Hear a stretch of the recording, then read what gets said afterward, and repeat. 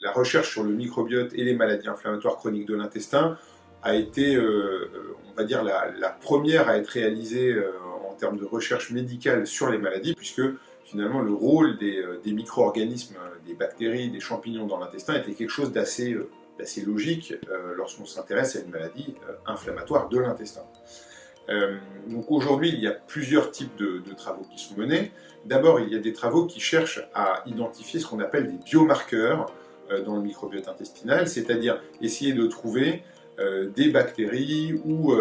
d'autres signaux qui permettent de prédire l'évolution de la maladie ou la réponse à un traitement, la survenue d'une rechute, etc. Aujourd'hui, il y a déjà des données qui suggèrent un intérêt, que ce soit pour prédire la survenue d'une poussée,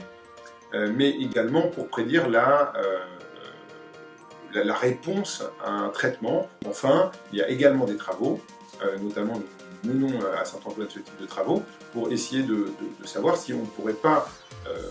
identifier dans le microbiote des marqueurs qui permettraient de diagnostiquer plus précocement les cancers du côlon, qui sont une complication redoutée au cours de ces maladies. Le deuxième aspect de recherche sur le microbiote intestinal, c'est la thérapeutique, et donc c'est finalement essayer d'identifier des bactéries ou d'autres molécules issues du microbiote qui vont avoir des effets thérapeutiques. Et donc ce type de recherche est basé sur le fait que on voit dans le microbiote des patients atteints de MIC-KIT des altérations, avec notamment une diminution de bactéries plutôt anti-inflammatoires, c'est le cas notamment de la bactérie Faecalibacterium prausnitzii, et inversement, on voit une expansion de bactéries pro-inflammatoires qui vont activer l'inflammation. Et donc, lorsqu'on se place chez l'animal